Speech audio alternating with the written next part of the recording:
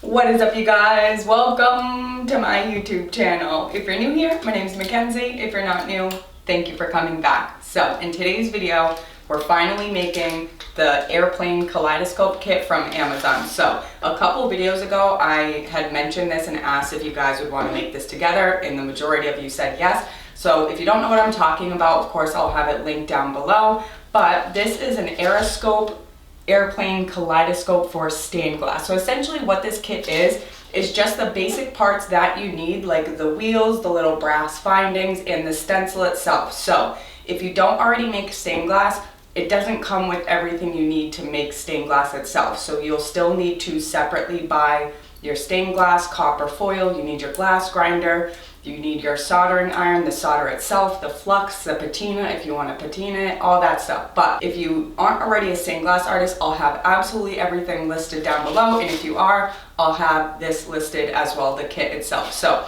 it ended up being around $33. So it was $25 for the kit itself, and I think it was $6 shipping. So it was $32.24 in total. But this video is super long already, so I'm gonna make this intro quick. Today's video, we're making the kaleidoscope airplane. So if that sounds like something you're into, let's get started. Alrighty guys, so before we get started, let's just take a look at the actual kit itself, what comes in it, and take a quick look at the directions, because I did already look at them and they do kind of seem overwhelming. I just took a quick peek and it's a lot. We've got all of our directions right here and all of the materials besides obviously our glass and everything we normally use to make stained glass. So it just comes with the kaleidoscope mirrors, which is a specific type of mirror. And if you're curious about the difference between normal mirror and kaleidoscope mirror, it gives you a thorough explanation of that on the back of your directions. But again, we've got our kaleidoscope mirror, we've got our brass tubes, and all of our extra parts that we're going to need to actually build our plane. So like the wheels and all the other little brass findings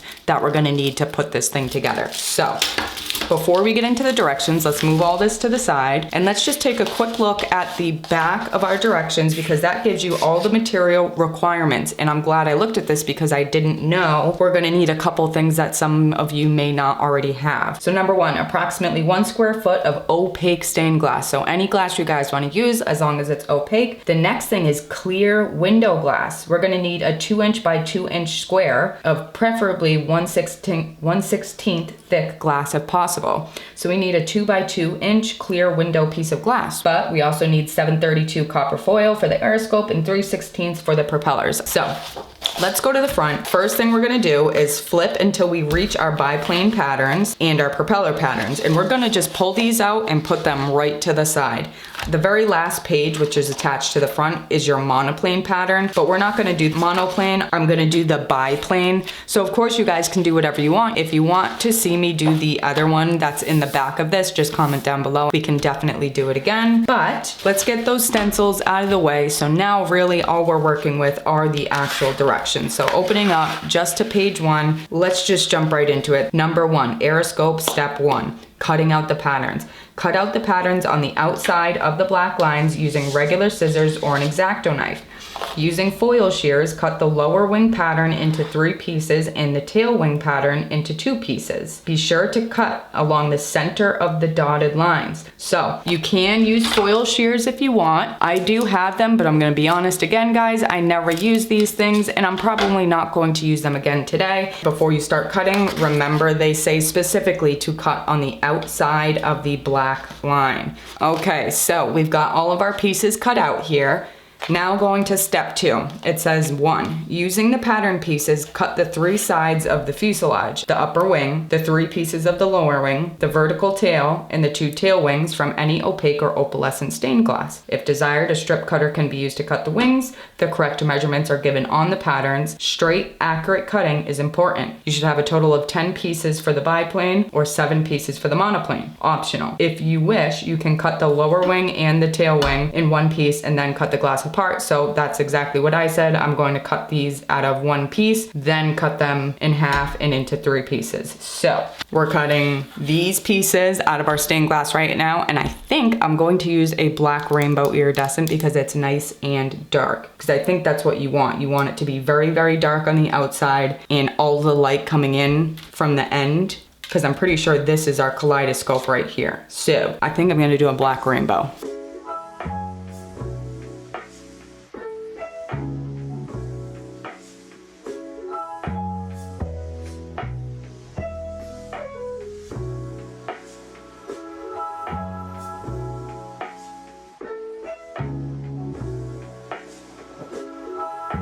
Okay guys, so we've got all of our glass cut and ready to go to the next step. So step 2, use a grinder or a stone to remove blades from the glass. Edge grinding the glass also helps to improve the adhesion of the copper foil tape on exposed edges on the wings, etc. So all we've got to do now is grind our glass. I've already got dedicated videos to every step of stained glass on my channel. If you guys have any specific questions about grinding or any other step, I'll link my stained glass playlist below. But for today's video, I'm just going to quickly grind these off camera and I'll be right back. Okay, so I just got back from thoroughly rinsing and cleaning all of my glass. It is freshly ground. Now we're ready to move on to the next step. So it says after wash and dry each piece to remove cutting oil, etc. Number 4, apply copper foil tape around the perimeter of each piece. We recommend using slightly stiff 1.5 mil foil in 3/16 or 7/32 width. Of course, that's just what they recommend. And it says number 5, important, apply 2 1-inch strips of foil on the inside of only one of the fuselage pieces along the side edges of the larger end. As you can see on your stencil right here, we've got to put 2 foil strips on one of our fuselage pieces. So we're going to keep that right there and just use that as a guide once we're done wrapping it. So it says apply the 2 1-inch long strips of foil on the inside of only one of the fuselage pieces along the side edges of the larger end.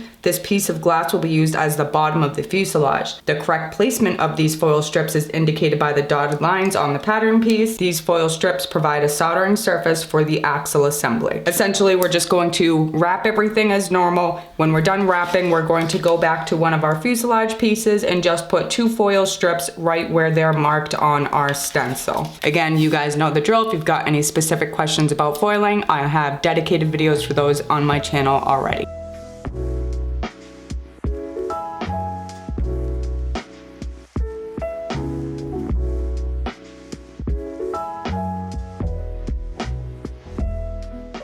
Okay guys, so we finished cutting out our glass, foiling everything, and making sure to put these little foil patches on the end, which again is going to be the bottom of the fuselage. So now the next piece we've got to cut out is the clear glass. So I've got the clear glass here, so we're going to cut this out, and this is going to be our eyepiece. So we've got to grind this too, but it also says to make sure to grind all the tips. So it says to grind down or round out all 3 tips because it's going to make it easier to place that eyepiece inside the small end of the fuselage when we actually do it. So this little clear piece is going to sit on the small end, so down here when we put this thing together. So just rounding out those edges is going to make it easier to kind of click it in place and then tack solder it once we get to that step. Of course, it says wash and dry, then apply the copper foil tape, overlapping it more on one side of the glass than the other. So you can see on the little triangle stencil, this is a particularly thick black outline, which you normally don't see on a stencil. So this is kind of representing how thick we want the foil to be on one side. So again, it says desired overlap is indicated by the thickness of the black line around the pattern side. The foil overlap will later cover the edges of the inner mirrors. If you use 1/8 window glass,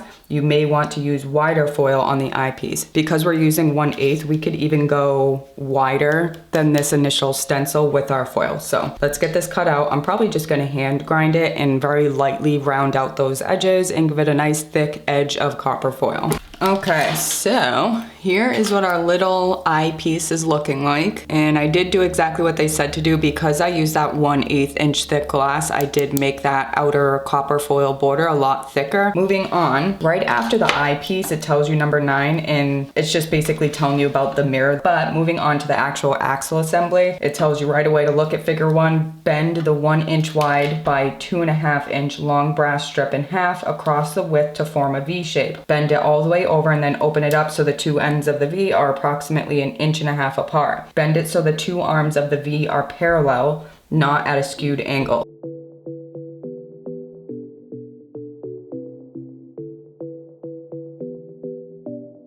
Okay, so I think that's what they're looking for. Let's just measure this top opening here. All right, now we're right at 1.5 inches across that top opening. That's exactly what you're looking for. Lay the 1/8 inch diameter by 3 inch long brass axle in the bend of the brass V so that approximately 1 1/16 of the threaded end protrudes beyond the edges of the brass strip. Apply flux and solder the axle to the brass strip. Melt the solder flat. If it sticks up, the mirrors won't fit later. Okay. Because they want us to solder it, I'm just going to mark it with my Sharpie. That way we don't have to keep measuring every time we move it while we're trying to get this little brass tube soldered in place. I don't know why they don't have you cut everything and prep everything and wrap everything all at once instead of going back and doing all of these things in different steps. It drives me nuts. Like when we initially cut the glass for all of these pieces, the tails, the wings, we should have also cut the glass for the eyepiece. We should have also cut the glass for this little actual kaleidoscope piece instead of having to stop and continue to take out and put away all of our tools. It's annoying.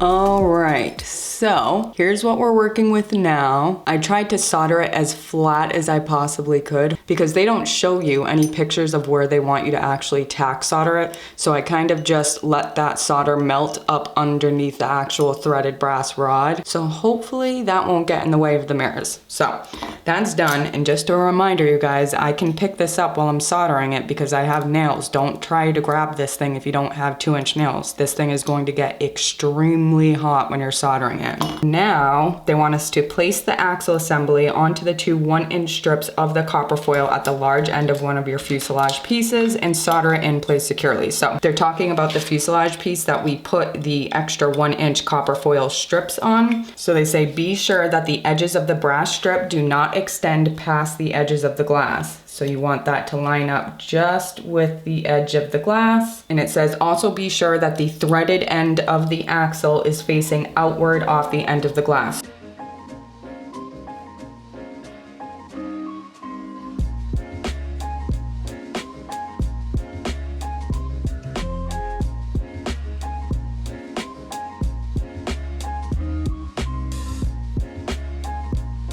All right, we've got our axle assemblies soldered pretty good in place. Now we need to move on to number 2, see figure 2. With the axle assembly in place, solder the 3 pieces of the fuselage together, edge to edge, not overlapping. First, tack solder the 2 sides together, edge to edge, to form an upside down V shape, then lay the V shape on its side and tack the 3rd side into place. First along one edge and then along the other. Be sure all sides are joined edge to edge. Then 3, run a raised finished solder bead down the 2 seams at the bottom of the fuselage. Run a flat unraised solder bead down the top of the fuselage. Do not raise the top solder bead because the wing must rest on it later.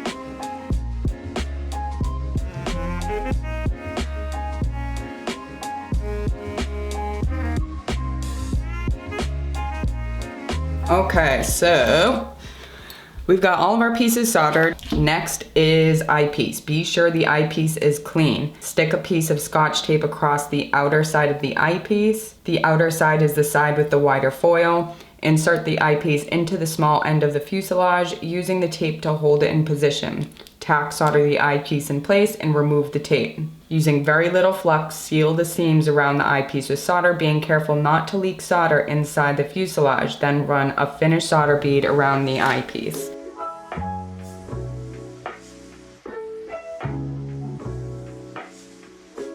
All right, look at that. There is our little kaleidoscope eyepiece. Done. Next up, the biplane wings. Solder the 3 sections of the lower wing together, then tin the edges of both the upper and the lower wings with solder. Here's our upper wing and our lower wing. So it wants us to solder these back together and then solder all of the edges of both the upper and the lower wing.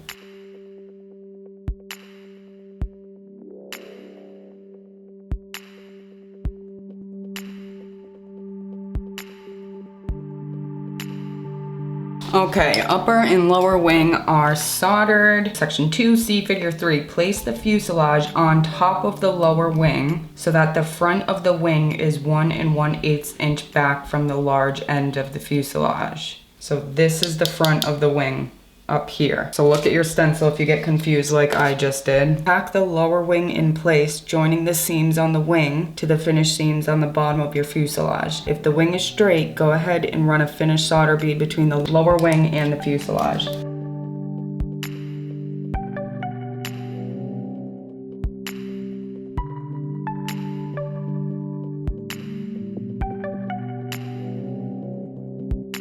Okay, so lower wing is completely soldered on. Next step is the upper wing, I think. So number 3, tack solder the lower wing in place. Number 4, place the upper wing on the top seam of the fuselage, approximately 1 1/8 inch back from the large end of the fuselage. Be sure that the top wing is directly above the lower wing and that the upper and lower wings are perfectly parallel. Tack solder the upper wing to the top seam of the fuselage with 1 solder tack in front and in back. Take care, it will not be very sturdy until the struts are added later.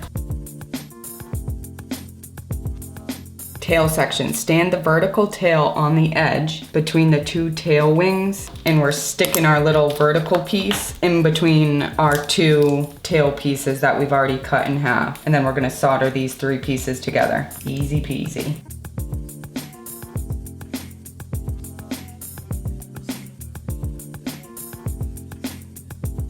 All right, our little tail piece is done. Whipping through these, tack solder the assembled tail section to the top seam of the fuselage, flush with the small end of the aeroscope. Okay, tails on, nice and straight, parallel with our front wings, both the top and the bottom. Now let's look at our next page, aeroscope step 5, the landing gear. This kit includes a total of 8 8-inch long brass rods in 2 diameters. Separate the rods by diameter into 2 piles of 4 rods each.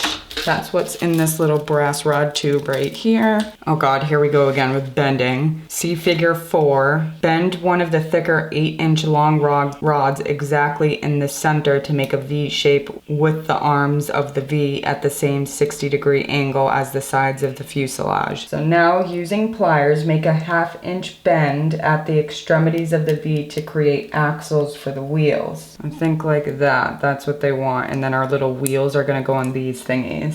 Number 4 is slide the landing gear over the top seam of the fuselage just in front of the wing and press it down as far as possible. Tack solder it permanently to the top seam of the fuselage and to the point where it intersects the lower wing.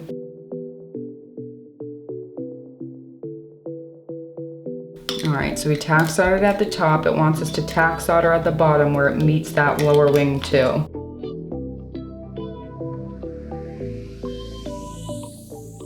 Okay, so our little feeties are on. I've bent them so they're flat on the table when I sit it down. Now number 5 says, see the wheel support strut in figure 5 to stabilize the landing gear. Use a thicker brass rod to attach a strut from the center seam underneath to the lower wing to the bend of the axles.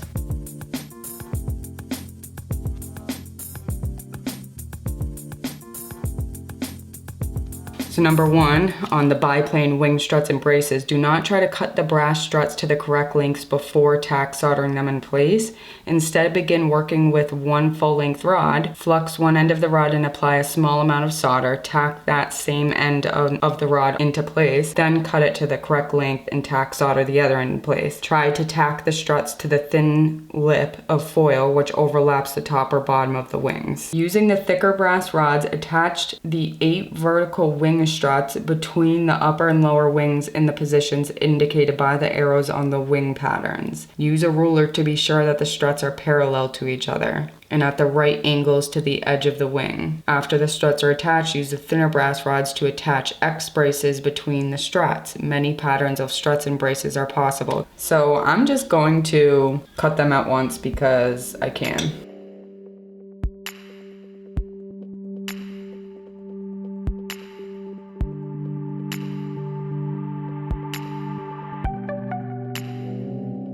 Okay, so we've done the little front and back metal pieces, and I kind of love the way that it looks. I don't know if I want to do the X's, or I mean maybe even just the X's on the outer edges. Okay, so it says use the thinner brass rods as the X's if you're gonna do that. I don't know what to do, you guys. I can't tell if I'm gonna love it or hate it. I don't know, let's just do it real quick. If I don't like it, then we just won't do the X's on the inner ones, I guess.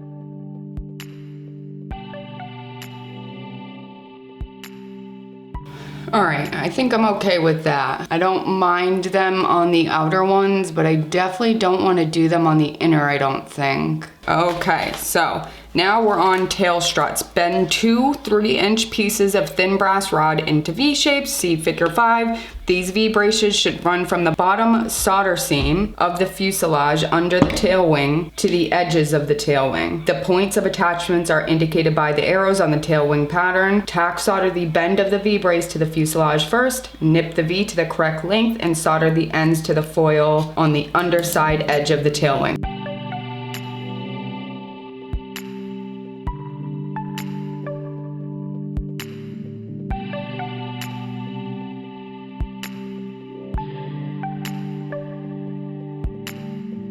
All right, both tail wing struts are on. Let's look at rear landing gear. See figure 5. Rear landing gear, just a literal black line that doesn't show us much. Rear landing gear. Okay, see figure 5. Use a thick brass rod, at least 1.5 inches thick. I think we're out of fucking thick brass rod. That's the only piece we've got left, I'm pretty sure. Using a thick brass rod at least 1.5 inches long, bend a small V shape and tack the ends to both bottom seams of the fuselage about 5/8 inch in from the small end. The apex of the triangle should point downwards.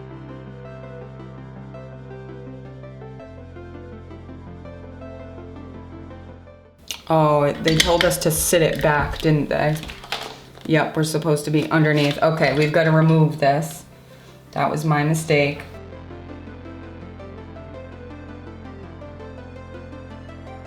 Okay, perfect. So we've got our landing gear. We've got our rear tail support beams. We've got our front wing support beams. Let's see what's next. Attaching the wooden wheel. Wash the aeroscope thoroughly to remove flux. Patina the seams if desired. And polish. Nope, not polishing. Don't like it. You can stain or paint the wooden wheels, but they also look nice unfinished. Nope, we're absolutely going to stain them black.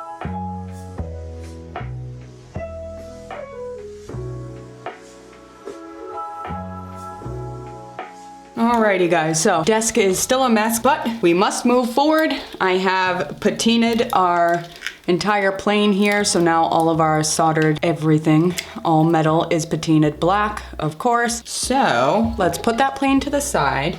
Because we patinaed everything black, I want to paint our wheels black.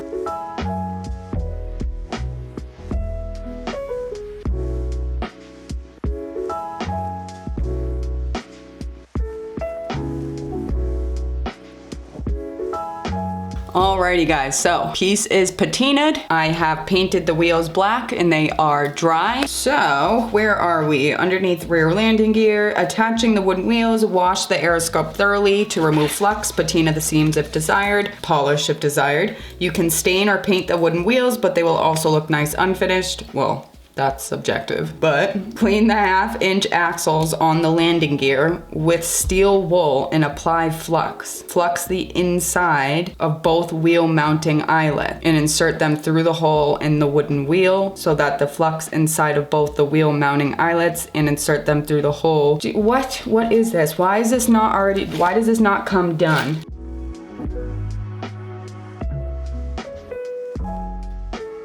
All right, I think that's what they want you to do.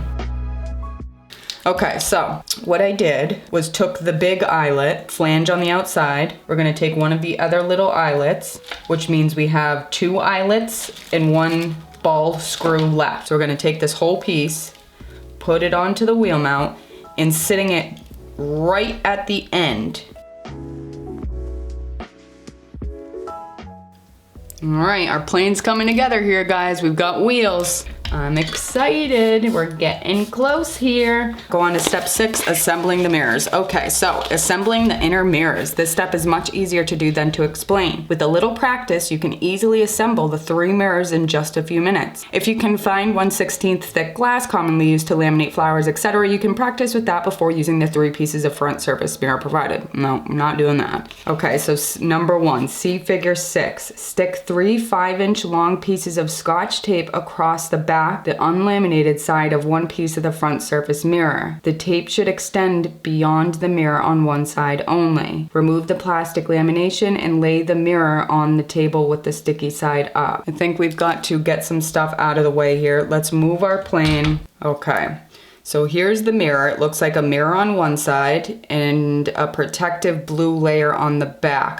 Okay guys, so just like the directions say, this is a whole lot easier to do than it is to read and explain. It's super easy, and once you do it once, we'll be able to do it forever. So just take it step by step. It's really, really simple. Just break it down into each individual mirror. So the front of the mirror is the silver side, back of the mirror is that blue peel off backing. We're going to lay the first mirror down on those 3 5-inches of tape. Then we're going to butt the next mirror up against it, lean it in 60 degrees, pull the tape up just like a normal stained glass rig. Flip that mirror down and do the next one exactly the same way. Lean it in, put the tape on. Then we're going to put all of the mirrors together until it forms that pyramid shape. The most important thing is to pay attention to the orientation on which each mirror sits on the other one. That will be described well in the directions. And the reason I'm kind of speeding through this and doing a voiceover is just because there are so much directions. I figured since you guys have them in front of you, that's better than adding another 20 minutes onto this video that's already 25 minutes long, just reading them out. It's super simple. Now we're just adding some support pieces of tape to make it nice and strong and really ensure that these mirrors stay in the orientation that they want it to. Once that's done, we're just sliding it right into our kaleidoscope, making sure that the mirror hits the very back of that small end where the eyepiece is. And we also want it to sit about a 1/8 inch back from that larger side opening. Once you've got your mirror prism sitting all the way back, you want to glue it down with something. You don't want it shaking around inside your kaleidoscope. Be careful if you're also going to use hot glue. You don't want to heat crack anything. Okay, so now that we've got our mirrors set firmly in place, they're not going to shake around, we can move on to actually making and installing the color propellers. So I suppose it's a good thing we didn't cut them out at first like I wanted to, because the directions also don't mention you need 2 of them. So you need to cut out 2 propellers, which means I'm going to change my design. I don't want to do 2 of these stars with different colors and then have it kind of be muddied up. I wasn't sure how that was going to behave. So I figured I would just pick a more simple design for my first kaleidoscope and do basically the regular primary or rainbow colors and very bright, vivid glass. So I did red, orange, yellow, green, blue, purple in the most simple design that they had. I believe it was 4B. I was originally going to do 4A, but I switched it at the last minute. So I'm just cutting all those pieces out. Then of course we're going to grind them, wrap them in foil, and then we're going to solder them. When we're soldering them, we're being sure to leave that hole open in the center to put our brass eyelet through. We want to be able to solder that brass eyelet in place so they spin freely and spin well.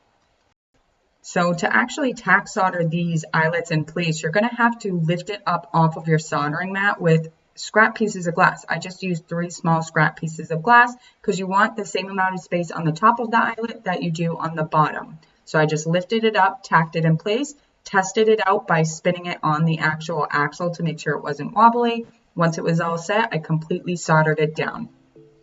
So we're just about done soldering these up, and once we finish, we're moving on to the very last step, which is patinaing and putting these on our actual axles. So we're just going to slide them on, put the brass ball on, and we'll take a look at the final result.